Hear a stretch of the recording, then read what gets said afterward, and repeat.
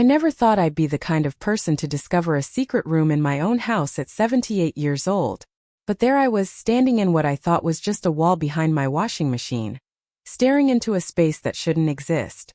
My hands were trembling as I held the flashlight, illuminating box after box of what looked like my things. Things I hadn't seen in years. Things I thought were lost forever.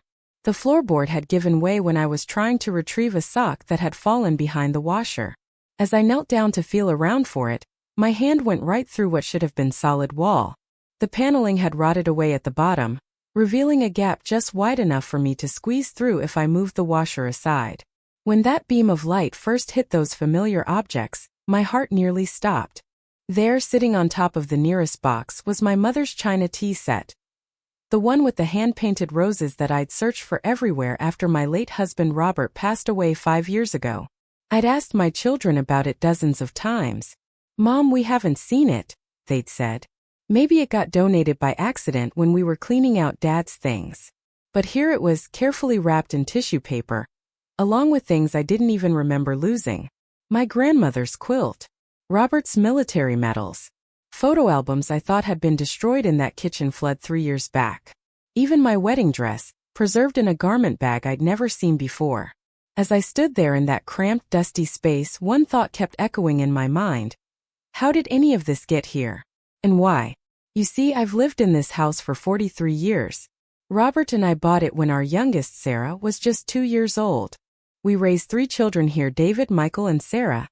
And I thought I knew every inch of these walls. After Robert died, the kids insisted I needed help maintaining such a big place. They'd been so attentive, coming over regularly to help with repairs, cleaning, organizing. I'd been grateful for their support during the darkest period of my life. But standing in that hidden room, surrounded by possessions I'd mourned as lost, gratitude was the furthest thing from my mind. I'd always been the family peacekeeper. Growing up during the Depression, I learned early that keeping everyone happy meant keeping everyone together. When I married Robert in 1963, I carried that philosophy into our home. I was the mother who never said no, the wife who never complained, the grandmother who always had cookies in the jar, and a spare bedroom ready for anyone who needed it. After Robert's funeral, I'd felt so lost. We'd been married 51 years, and suddenly I was navigating widowhood at 73. The children stepped in immediately. David, my eldest at 55, took over the finances. Michael, 2 years younger, handled the house maintenance. Sarah, my baby at 49, managed my social calendar and doctor appointments. "We want to take care of you, Mom," they'd said. "You took care of us for so long. Let us return the favor." I'd been touched by their devotion. When small items started disappearing, I attributed it to my aging mind. "You're just misplacing things, Mom," Sarah would say gently. "It happens to everyone as they get older." When I couldn't find Robert's war medals for the memorial service, Michael assured me they'd turn up eventually. When my mother's china went missing, David suggested maybe I'd already given it away and forgotten. I'd begun to doubt my own memory. Maybe I was losing my mind. Maybe this was the beginning of the end. The slow slide into confusion that I'd watched my own mother experience in her final years. The thought terrified me more than anything. But here, in this secret room that had been carved out of what should have been dead space between my utility room and the exterior wall, was proof that my memory was just fine. Everything I'd lost was here, hidden away like treasure in a pirate's cave. I spent the next hour cataloging what I found. Box after box of items that held deep sentimental value. Robert's favorite coffee mug, the one he'd used every morning for 20 years. My father's tools, which I'd planned to give to my grandson Tommy when he turned 18. Family photos dating back to my wedding day. Even small things like my favorite reading glasses and the decorative pillows from the living room sofa that I'd assumed had worn out and been thrown away. Each discovery felt like a punch to the gut. These weren't random items that might have been misplaced during normal household chaos. These were carefully selected pieces of my history, my identity, my connection to the people I'd loved and lost. Someone had deliberately chosen what to hide from me. As I sat cross-legged on that dusty floor, surrounded by the ghosts of my past, I started to piece together a timeline. The tea set had vanished about 2 years ago, right around the time David had helped me reorganize the dining room. The war medals had disappeared during Michael's project to update Robert's study. The photo albums had vanished when Sarah was helping me declutter after the flood damage. Each time I'd been grateful for their help. Each time, I'd trusted their explanations when things went missing. Each time, I'd blamed my own failing memory rather than question their motives. But why would they do this? What possible reason could my own children have for stealing my possessions and hiding them away like guilty secrets? The answer came to me as I lifted the lid of the largest box and found myself staring at Robert's will and testament.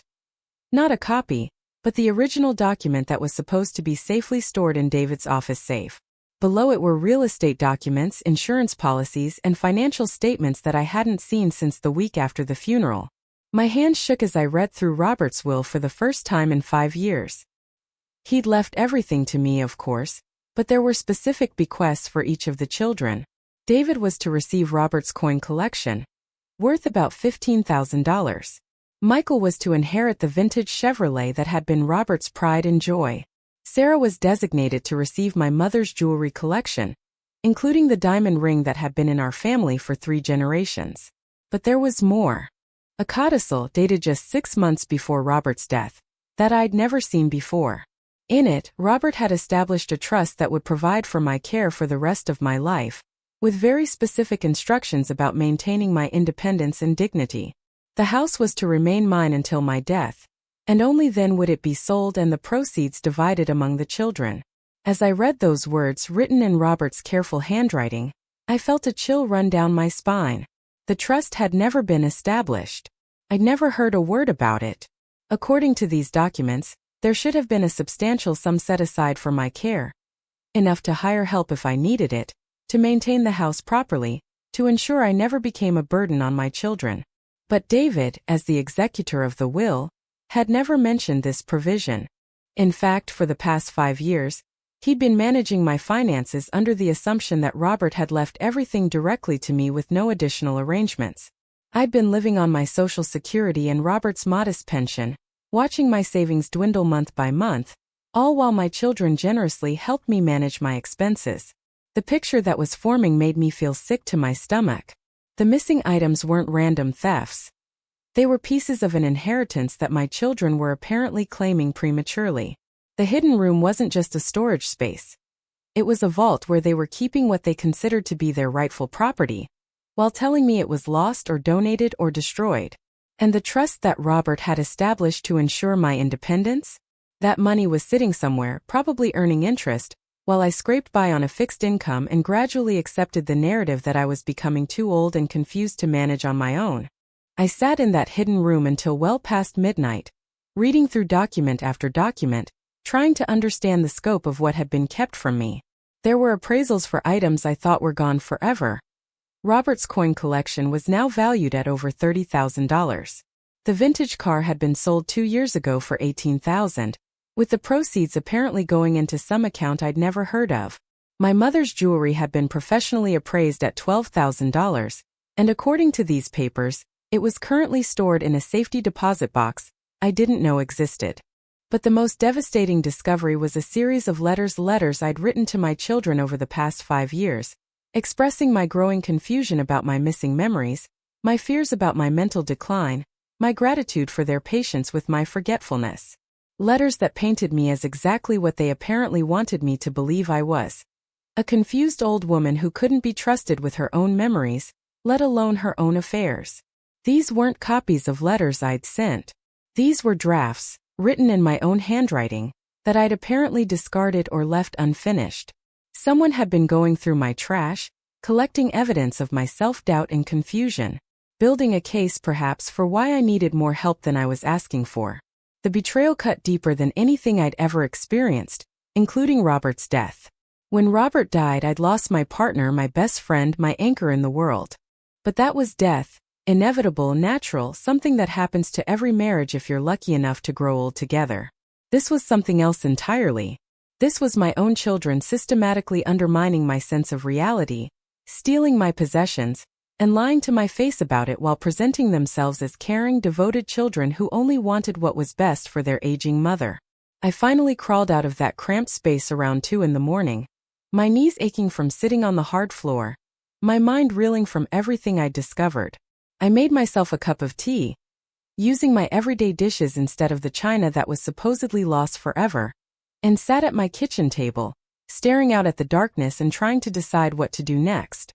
My first instinct was to call David immediately, to demand explanations, to confront him with what I'd found and insist on immediate answers. But even in my anger and hurt, I retained enough wisdom to realize that a middle-of-the-night phone call would only put him on the defensive. If I was going to handle this situation, I needed to be smart about it. Over the next few days, I began to observe my children's behavior with new eyes. David came by on Tuesday, as he always did, to go over my bills and help me with my checkbook.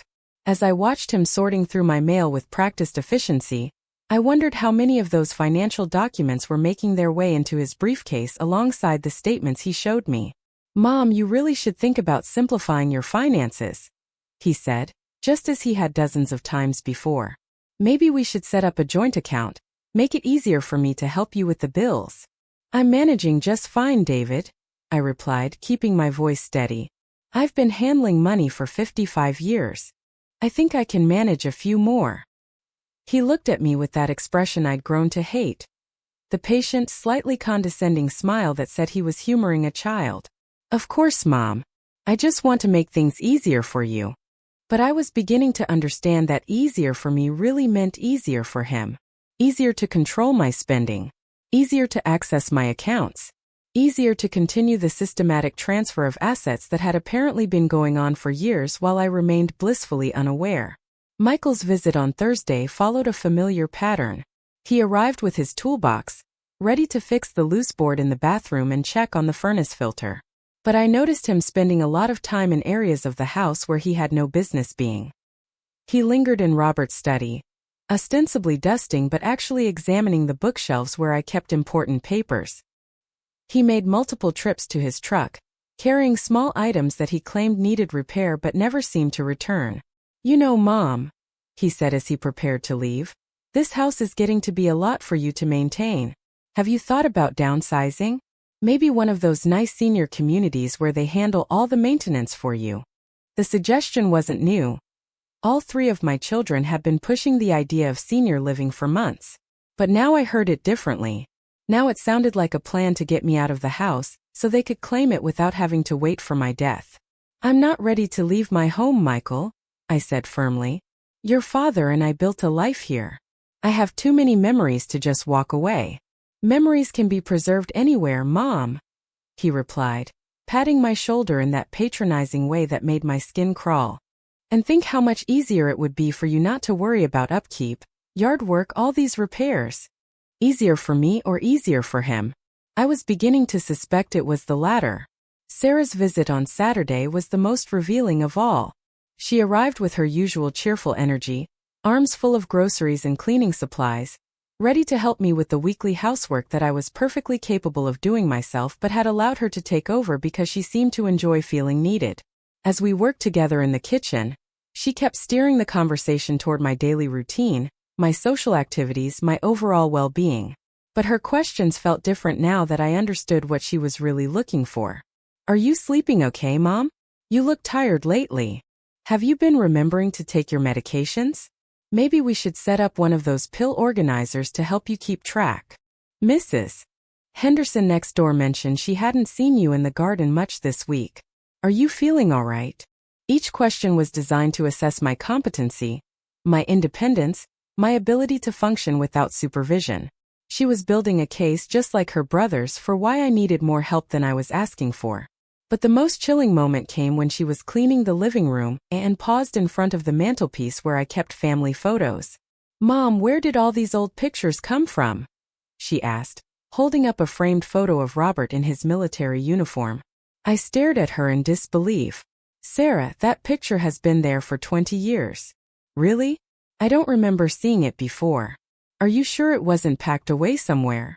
She was gaslighting me, standing in my living room holding a photograph that had been in the same spot for 2 decades, and suggesting that I was confused about its placement, testing to see if I would doubt my own memories, just as I had been doing for months. "I'm very sure," I said coldly. "That picture has never been packed away." She looked at me with surprise. Probably the first time in years that I'd contradicted her so directly. Of course, Mom. I must have just not noticed it before. But I could see the wheels turning in her head. She was filing away my response, adding it to some mental catalog of my behavior that she was apparently sharing with her brothers. That evening after Sarah left, I stood in front of my bathroom mirror and took a long, hard look at myself. The woman staring back was 78 years old, with silver hair and lines around her eyes that spoke of decades of laughter and worry. But her spine was straight, her mind was sharp, and her eyes were filled with a determination that I hadn't seen in years. I wasn't the confused, helpless old woman my children wanted me to believe I was. I was Grace Morrison, and I had survived the Depression, World War II, raising 3 children, 51 years of marriage, and 5 years of widowhood. I had managed households, balanced budgets, organized communities, and buried parents, friends, and a husband.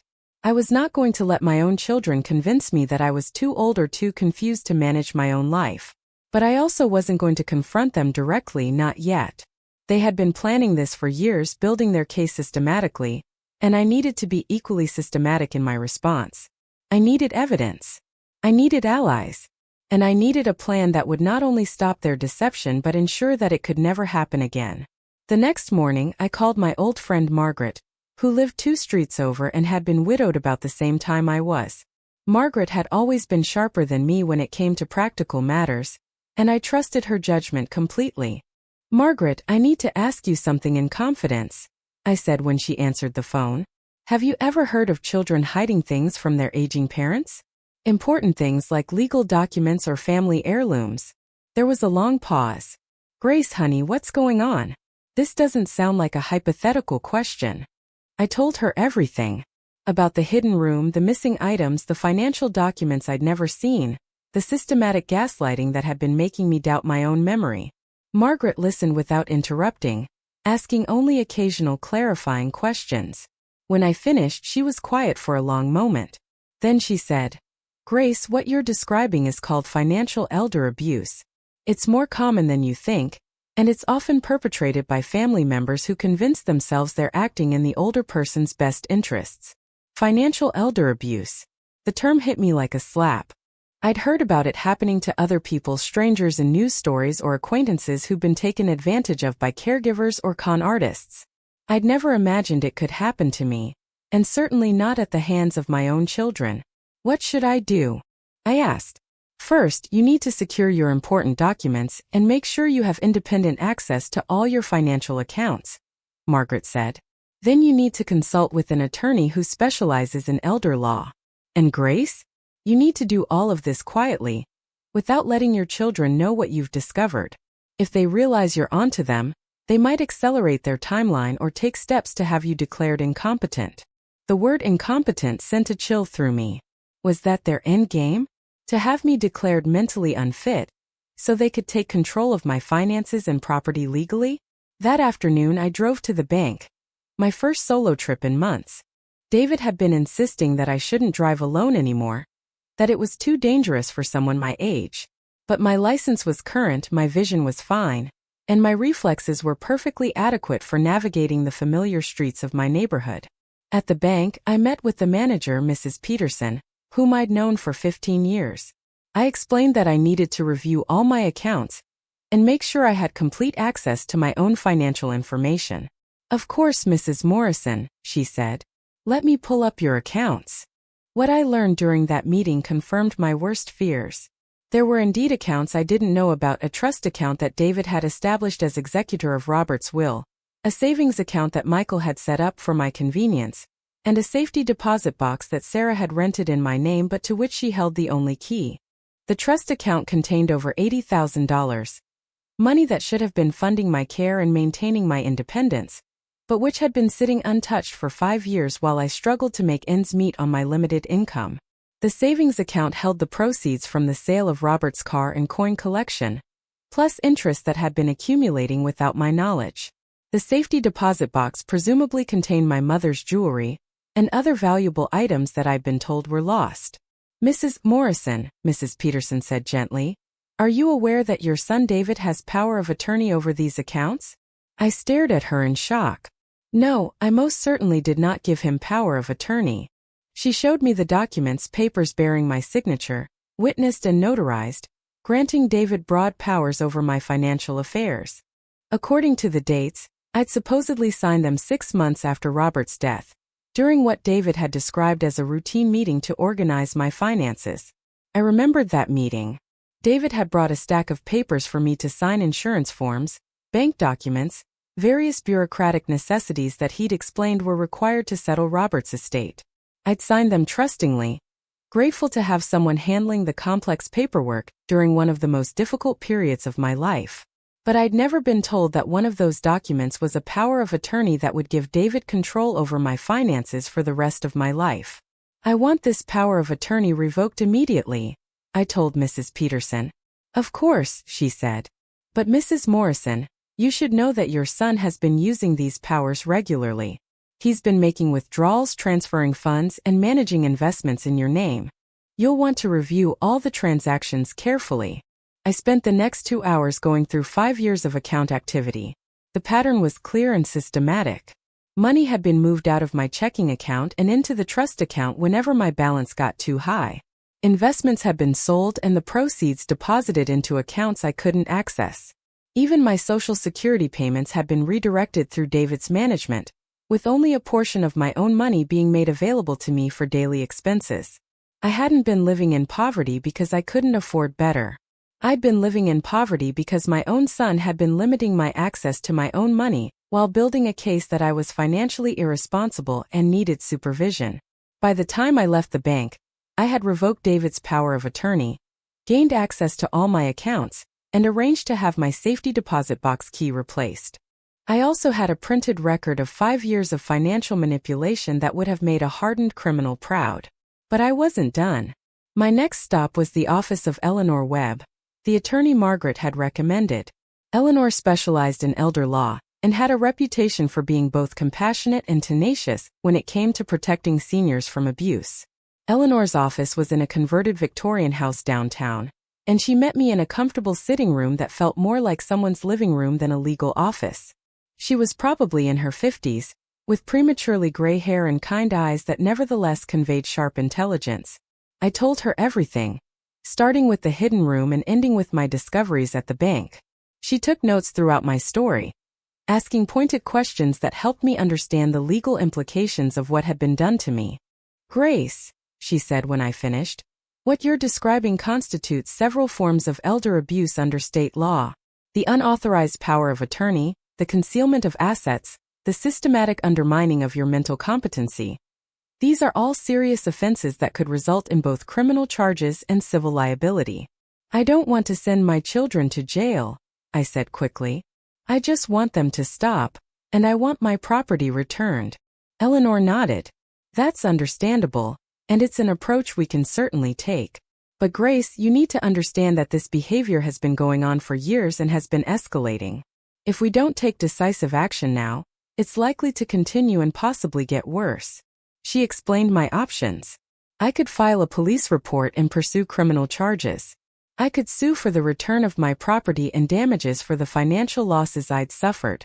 Or I could attempt to resolve the situation privately, with the understanding that my children would face serious legal consequences if they didn't comply with my demands. I want to try the private approach first, I decided. But I want them to understand that I'm serious, and that I'm not the confused old woman they think I am.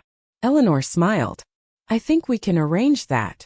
Over the next week, Eleanor and I developed a comprehensive plan. She would draft a formal demand letter outlining exactly what had been discovered and what needed to be corrected. I would continue my normal routine with my children, gathering additional evidence if possible, while Eleanor worked behind the scenes to document the extent of the abuse and prepare for any legal action that might become necessary. But first, I had one more investigation to conduct.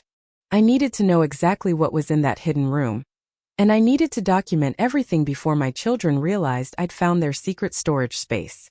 I waited until the following Tuesday, when I knew all 3 children would be at work, and spent the entire day carefully cataloging the contents of the hidden room.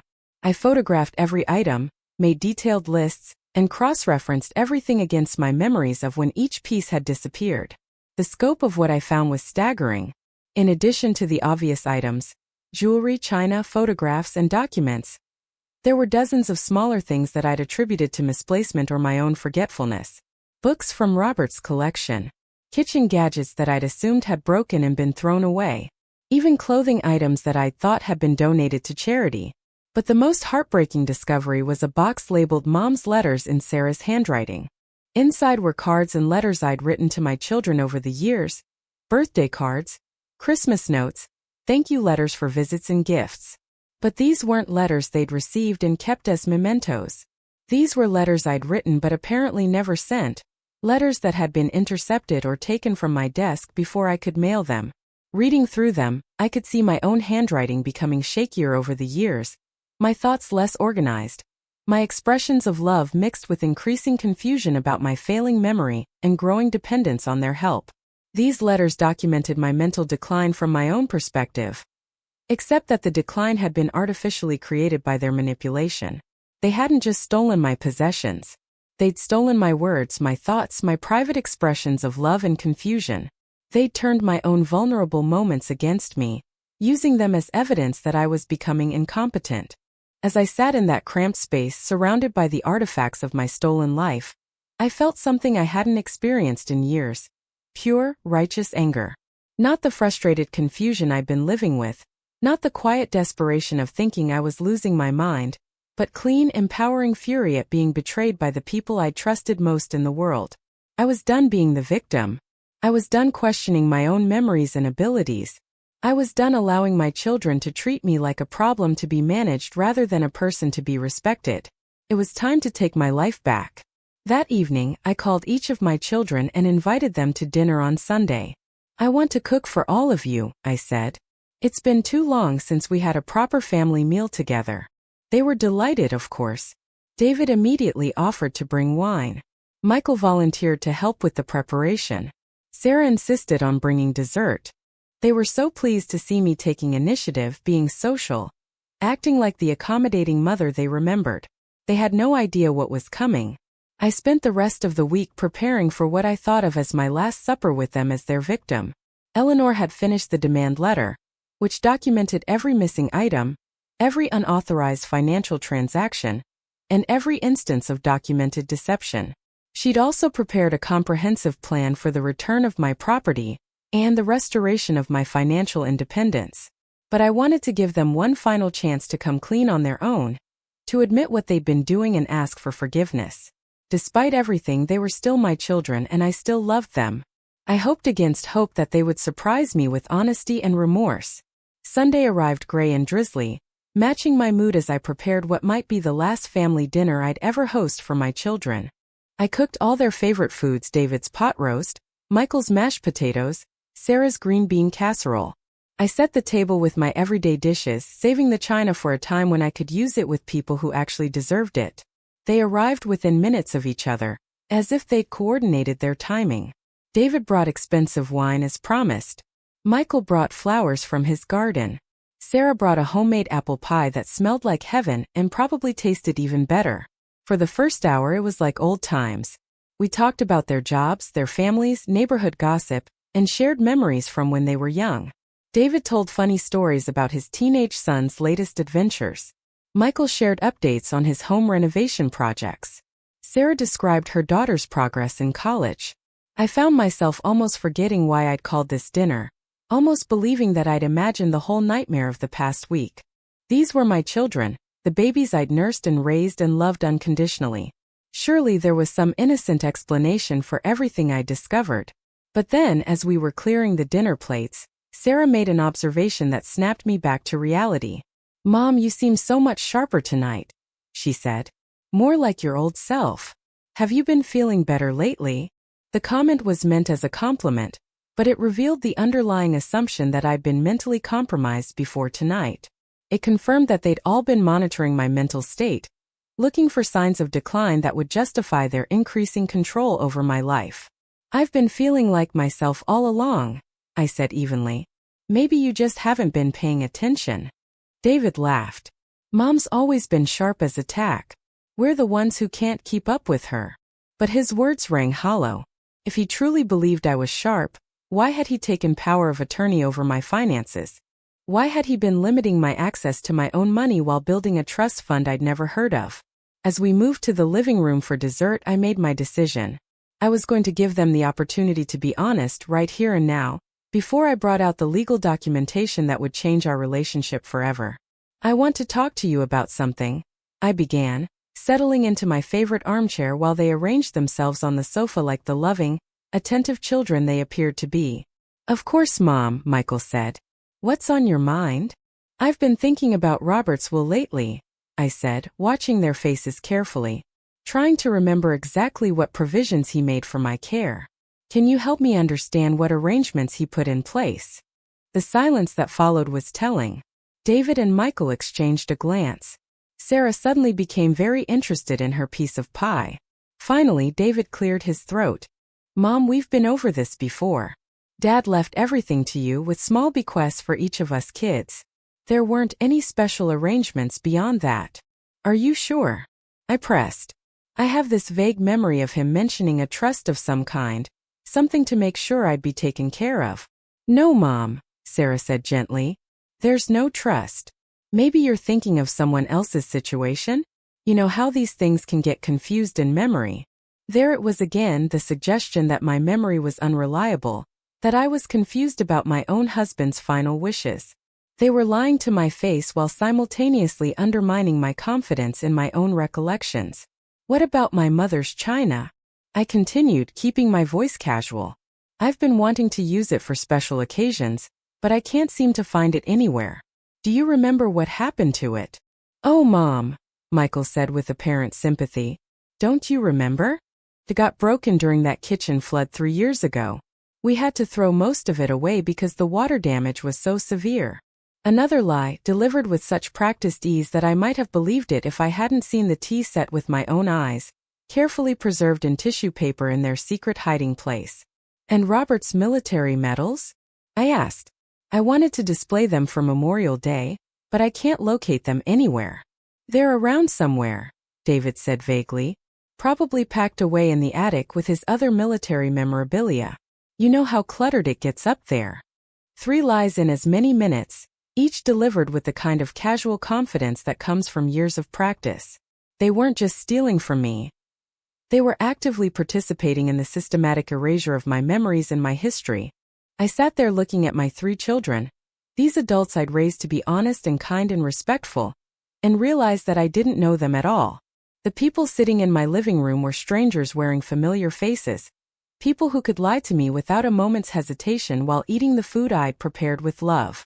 I see, I said quietly. Well, I'm sure those things will turn up eventually. They will, Mom, Sarah assured me. And in the meantime, you shouldn't worry about things like that. Focus on taking care of yourself and enjoying your retirement. Enjoying my retirement.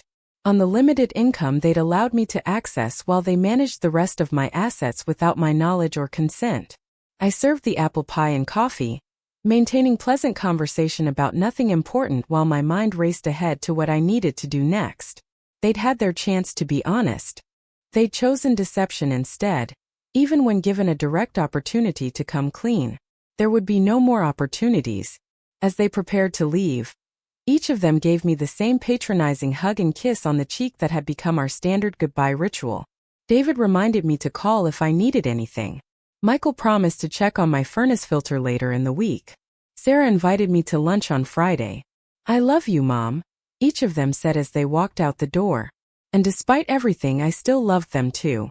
But love without respect is not enough to build a relationship on, and they had forfeited any claim to my respect through their years of systematic deception. After they left, I sat in my quiet house and allowed myself to grieve. Not just for the relationship I'd lost with my children, but for the woman I'd been before I discovered their betrayal. That woman had been trusting, generous, and willing to assume the best about everyone she loved. She believed in the fundamental goodness of family bonds, and the sacred trust between parents and children.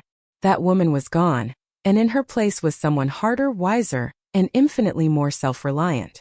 Someone who would never again allow others to define her reality or limit her possibilities. Someone who was ready to fight for her own life.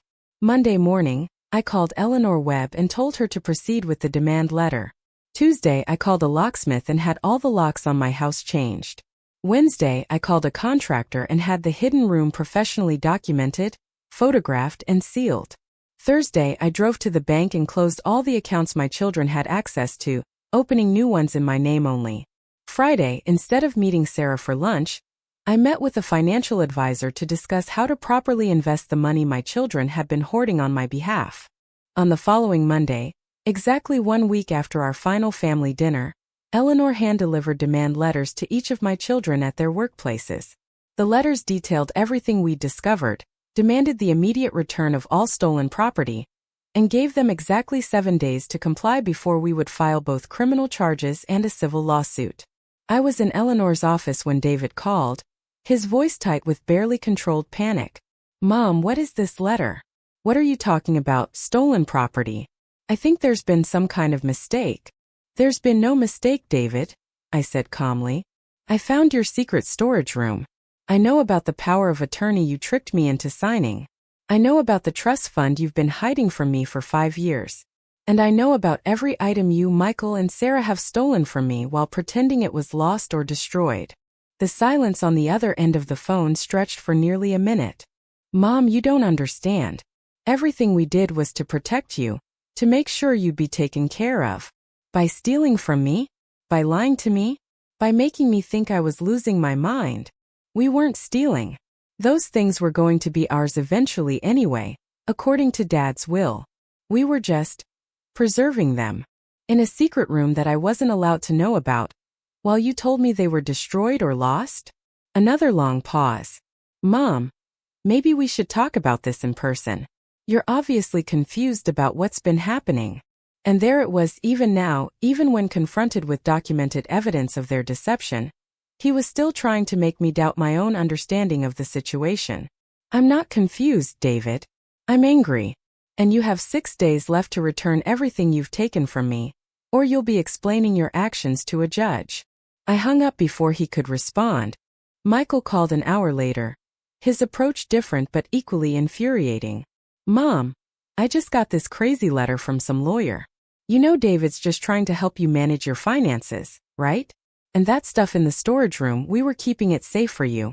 We were worried you might accidentally damage it or give it away to strangers. So you decided to hide it from me instead? To let me think it was gone forever. We were protecting your memories, Mom, preserving them for future generations. By stealing them from me in the present? It's not stealing when it's family, Mom. Everything we did was out of love." Love. They kept using that word as if it justified betrayal, theft, and psychological manipulation. "If you loved me, Michael, you would have respected my right to make my own decisions about my own property. You would have talked to me instead of lying to me. Mom, you haven't been yourself lately. We were worried about your judgment." "My judgment is fine. It's your character that seems to be the problem." Sarah's call came that evening, and she took yet another approach, tears and emotional manipulation. "Mom, I can't believe you think we were trying to hurt you. Everything we did was because we love you and want to take care of you. We've been so worried about you living alone in that big house, forgetting things, getting confused." "I wasn't getting confused, Sarah. I was reacting normally to having my possessions stolen and my reality systematically undermined.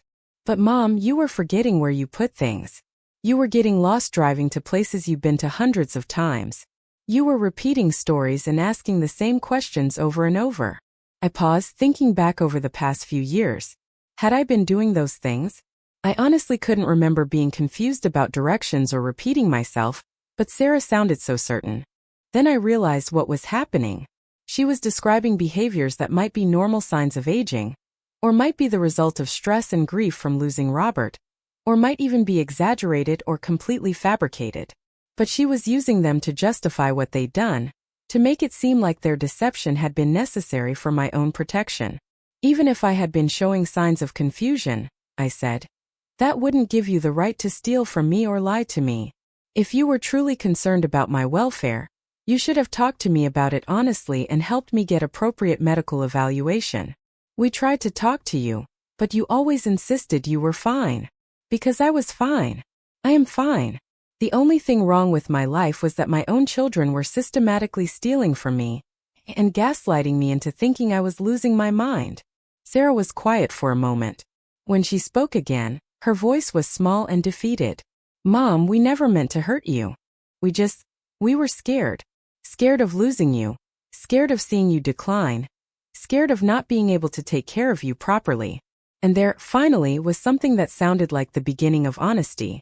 "So you decided to take control of my life without my knowledge or consent?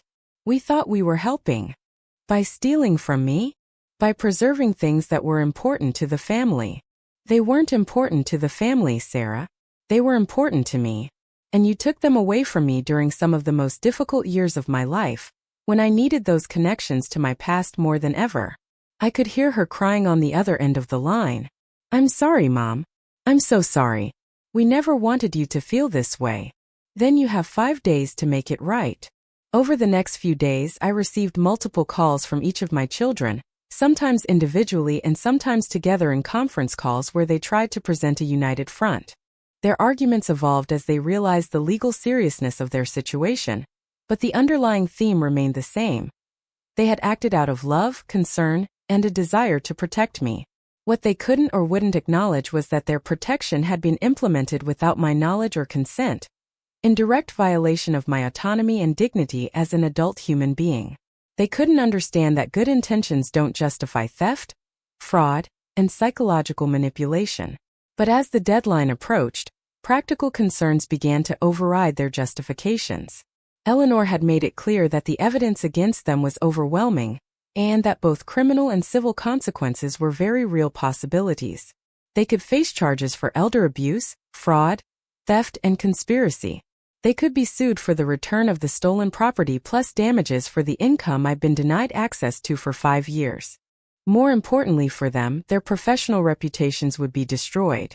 David was a bank manager. Criminal charges for financial fraud would end his career immediately. Michael was a licensed contractor who depended on trust and reliability. Theft charges would ruin his business. Sarah worked for a nonprofit organization focused on family services. Elder abuse charges would be career suicide. On Thursday evening, 3 days before the deadline, David called to request a family meeting. "Mom, we want to make this right. All of us. Can we come over tomorrow evening to talk?" "There's nothing to talk about," I replied. "Either you return everything you've stolen by Sunday, or you deal with the legal consequences." "We'll return everything," he said quickly. "But we'd like to explain our side of things, and we'd like to discuss how we can rebuild our relationship going forward." I almost laughed. "You want to rebuild our relationship? After 5 years of systematic deception and theft? We're still your children, Mom. We made mistakes, but we're still family." Family. Another word they'd corrupted through their actions. "Fine," I said. "Friday evening at 7. But this isn't a negotiation. This is you returning my property and explaining how you're going to make amends for what you've done." Friday evening arrived cold and rainy, the weather matching my mood as I prepared for what I expected to be the most difficult conversation of my life. Eleanor had offered to attend the meeting as my legal representative, but I declined. This was something I needed to handle myself, as a mother and as a woman reclaiming her own life. They arrived together, which didn't surprise me. They'd probably spent hours planning their approach, deciding who would say what and how they would present their case for forgiveness. But what did surprise me was how different they looked. David, usually so confident and composed, appeared haggard and anxious. Michael, normally cheerful and easygoing, seemed subdued and guilt-ridden. Sarah looked like she'd been crying for days. They were finally experiencing consequences for their actions, and it showed. "Mom," David began, "we brought everything. It's all in the truck outside. Every item from the storage room, plus the keys to your safety deposit box, and all the financial documents you should have had access to." "Good," I said simply. "You can start bringing it in." For the next hour, they made multiple trips from Michael's pickup truck to my house, carrying box after box of items that should never have left my possession in the first place. I watched from my kitchen window as they carefully transported my mother's china, Robert's military medals, family photographs, important documents, and dozens of other pieces of my history back to where they belonged. When everything had been brought inside, we sat in my living room, the same room where we'd had our final family dinner just 10 days earlier. But the atmosphere could not have been more different. "We need to talk about the financial situation," I said without preamble. David nodded, pulling out a folder thick with bank statements and investment records. "The trust account contains $83,000, plus interest. The savings account has $21,000 from the sale of Dad's collectibles. The safety deposit box contains Mom's jewelry, and some savings bonds that Dad had purchased over the years. Money that I should have had access to for the past 5 years while I was struggling to pay bills on my Social Security. We were saving it for your long-term care," Michael said quietly. "We thought if you knew about it, you might spend it on things you didn't really need." "Like what?" "Food, utilities, home maintenance, medical expenses. Like impulse purchases, or people who might take advantage of you." I stared at him in disbelief. "You were worried about people taking advantage of me? While you were literally stealing from me and lying to my face about it." Sarah spoke up, her voice barely above a whisper. "We thought we were protecting you." "From what? From living my own life? From making my own decisions? From being treated with basic dignity and respect? From making mistakes," David said. "From being hurt by people who didn't have your best interests at heart. People like you?" The silence that followed was deafening. Finally, Sarah began to cry. Not the manipulative tears she'd used on the phone, but deep, genuine sobs that shook her entire body. "We're sorry, Mom. We're so sorry. We never meant for it to go this far. Started with just wanting to help, and then, I don't know how it became this." "It became this because you decided my feelings and wishes didn't matter," I said. "Because you convinced yourselves that you knew what was best for me better than I did. Because you chose to treat me like a child instead of respecting me as your mother, and as an adult human being." Michael leaned forward, his hands clasped tightly in his lap. "How do we fix this, Mom? What do we need to do to earn your forgiveness?" "I don't know if you can fix this," I said honestly. "Trust, once broken, is very difficult to rebuild. And you didn't just break my trust. You systematically destroyed it over a period of years while making me doubt my own sanity." "But we're family," David said desperately. "That has to count for something. Being family means you should have treated me better, not worse, than you would treat a stranger. A stranger couldn't have manipulated me the way you did, because I wouldn't have trusted a stranger with access to my house, my finances, and my emotional vulnerabilities." "What can we do?" Sarah asked. "Please, Mom. Tell us what we can do to make this right." I looked at my 3 children, these adults who had caused me more pain than any strangers ever could have, and tried to find some path forward that would allow us to coexist as a family. "First, you need to understand that our relationship will never be what it was before. I will never again trust you with unsupervised access to my home, my finances, or my personal affairs. I will never again accept your judgment about my mental competency, or your assessment of what's best for my welfare." They nodded, though I could see the pain in their faces at hearing these boundaries stated so clearly. "Second, you need to commit to being honest with me going forward. No more lies about my missing possessions. No more gaslighting about my memory or mental state. No more decisions made on my behalf without my knowledge or consent." "Of course," David said quickly. "Complete honesty from now on." "Third, you need to accept that I am going to live my life on my own terms. I'm going to manage my own finances, maintain my own home, make my own decisions about my social activities and medical care. I don't want your help unless I specifically ask for it, and when I do ask, it will be on my terms, not yours." "But Mom," Michael protested, "what if you do need help as you get older? What if there comes a time when you really can't manage everything on your own?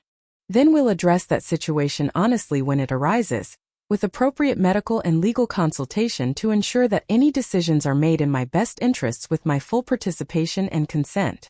But that day is not today, and it may not come for many years, if at all." Sarah wiped her eyes with a tissue. Are you going to press charges? File the lawsuit?" I'd been dreading this question because I honestly didn't know the answer. Part of me wanted to see them face the full legal consequences of their actions. They had committed serious crimes, and they deserved to be held accountable. But another part of me, the part that was still their mother, Couldn't bear the thought of sending my own children to jail or destroying their careers and families over what had begun as misguided concern for my welfare. That depends, I said finally, on whether you can demonstrate genuine remorse and commitment to changed behavior. What would that look like? David asked. I'd given this considerable thought over the past week, with Eleanor's guidance. First, you're going to write formal letters of apology, not to me but to Eleanor Webb, my attorney, acknowledging exactly what you did, why it was wrong, and what steps you're taking to ensure it never happens again. These letters will serve as legal admissions if you ever violate our new boundaries. They nodded reluctantly. Second, you're going to compensate me for the financial losses I suffered because of your actions. That includes the interest I should have earned on the money you were hoarding, the investment gains I missed out on, and the legal fees I've incurred to address this situation. How much are we talking about? Michael asked nervously. Eleanor is still calculating the exact amount, but it's likely to be somewhere between $15,000 and $20,000. David winced. We'll pay it. Third, you're going to participate in family counseling sessions with a therapist who specializes in elder abuse recovery. Not to repair our relationship, that may not be possible, but to help you understand the impact of your actions and develop healthier patterns of family interaction. For how long? Sarah asked. As long as it takes for you to demonstrate genuine understanding of what you did and why it was wrong. That could be months or years. They exchanged glances, clearly uncomfortable with the open-ended nature of this commitment. And finally, I continued, you're going to respect my decision about the level of contact I want to have with each of you going forward. I may decide that I need a period of minimal contact while I heal from this betrayal. I may decide that certain types of interaction are too triggering or too risky. Whatever I decide, you will respect it without argument or emotional manipulation. The room fell silent as they processed the full scope of what I was requiring. Finally, David spoke. Mom, these conditions, they're pretty harsh. Harsher than stealing from me for 5 years while convincing me I was losing my mind? No, he said quietly. No, you're right. They're fair. Are you all willing to agree to these terms? One by one, they nodded their agreement. Then we can avoid criminal charges and civil litigation, I said. But understand this. If any of you violates these boundaries or reverts to the manipulative behavior you've been engaging in, I will not hesitate to pursue every legal remedy available to me. We understand, Sarah said. I hope you do. Because this is your one and only chance to prove that you're capable of treating me with the respect and honesty that I deserve. Over the next several hours, we worked through the practical details of returning my property and restoring my financial independence. Bank accounts were transferred back to my sole control. Safety deposit box access was returned to me. Investment accounts were moved to my chosen financial advisor. Most importantly, we went through every item that had been stored in the hidden room, with each of my children explaining when and why they had taken it. The stories were painfully consistent. They had been preserving things for me, protecting them from damage or loss, saving them for special occasions that I apparently couldn't be trusted to determine for myself. Each explanation revealed the same fundamental disrespect for my autonomy and judgment. They had appointed themselves as the guardians of my memories, the curators of my history, the managers of my emotional connection to my deceased husband and my family heritage. By midnight, everything had been restored to its proper place in my home. My mother's china was back in the dining room cabinet.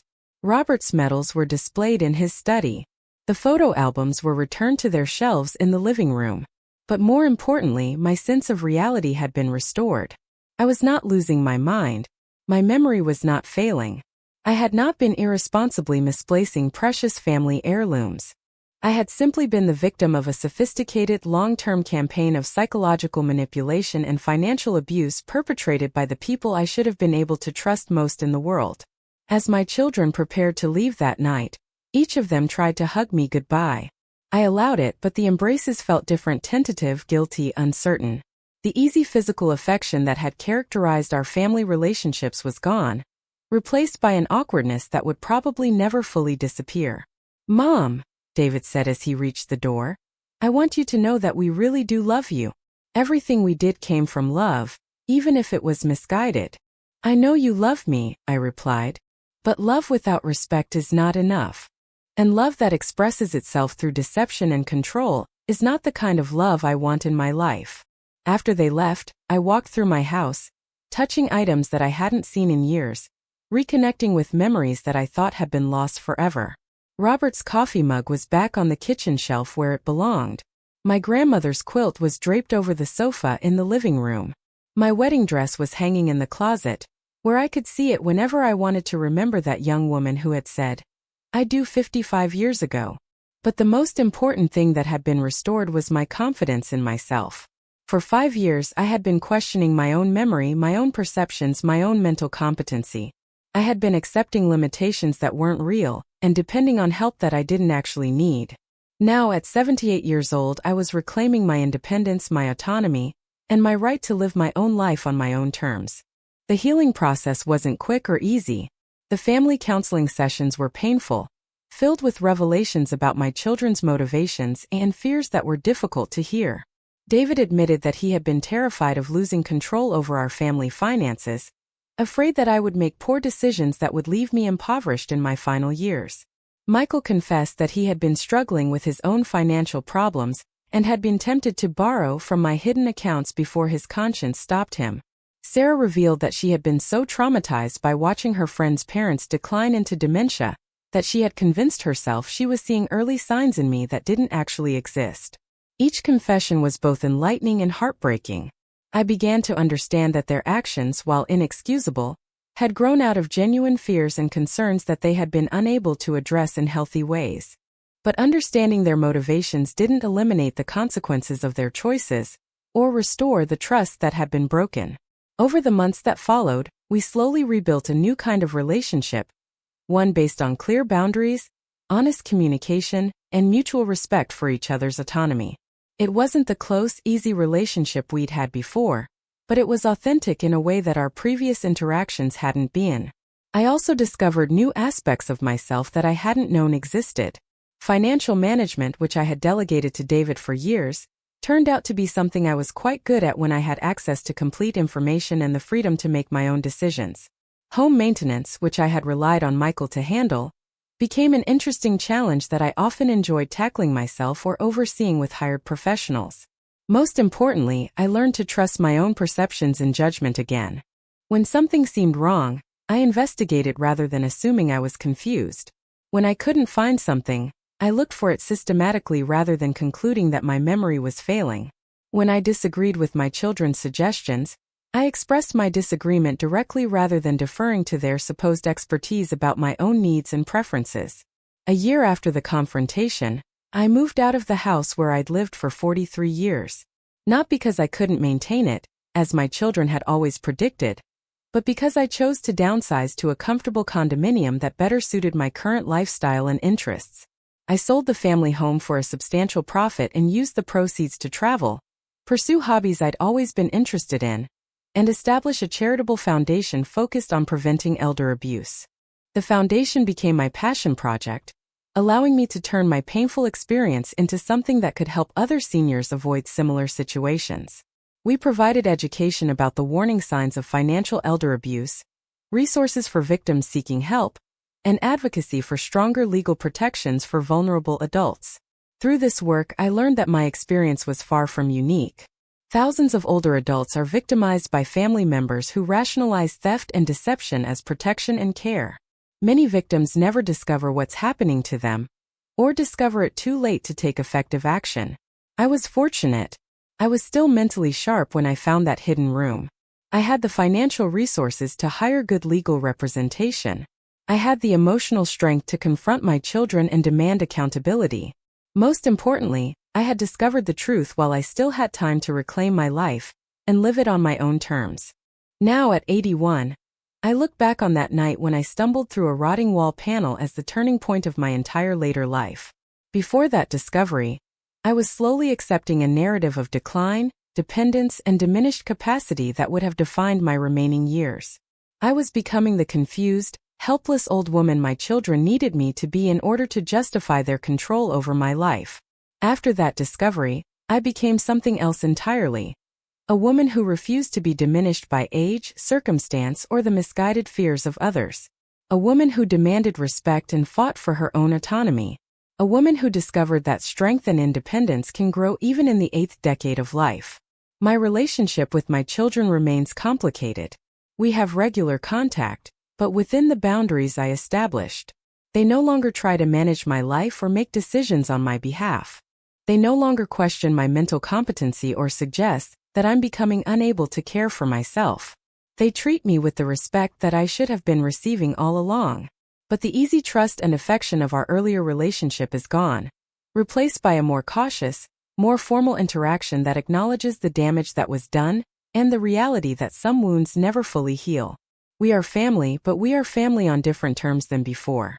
Sometimes I grieve for the relationship we used to have, before I knew what they were capable of. But I don't regret fighting for my own dignity and independence. I don't regret demanding accountability for their actions. I don't regret choosing my own well-being over their comfort with the status quo they had established. The secret room they created to hide my own life from me became the catalyst for me to reclaim that life in ways I never could have imagined. In trying to preserve my past for some future time when I wouldn't be around to object, they inadvertently gave me the motivation to create a future that was entirely my own. I kept one item from that hidden room in a place where I see it every day. The photograph of Robert in his military uniform that Sarah had pretended not to recognize. It sits on my desk now, reminding me daily that my memories are real, my perceptions are valid, and my life is my own to live. Robert used to tell me that the strongest steel is forged in the hottest fires. I never understood what he meant until I was 78 years old and discovered that I was stronger than I ever knew I could be. Strong enough to confront the people I loved most in the world when they betrayed me. Strong enough to rebuild my life on my own terms. Strong enough to turn my pain into purpose and my experience into advocacy for others. The woman who crawled through that gap in the wall behind her washing machine was a victim. The woman who emerged from that hidden room was a survivor. And the woman I am today is something even more powerful. A woman who knows her own worth and will never again allow anyone to convince her otherwise. That's the most important thing I found in that secret room. Not my missing possessions, but my missing sense of myself as someone deserving of respect, honesty, and the basic dignity that every human being has the right to expect from the people who claim to love them. In the end, my children's attempt to control my life by hiding pieces of it away gave me the greatest gift I could have received. The knowledge that I was strong enough to take it back.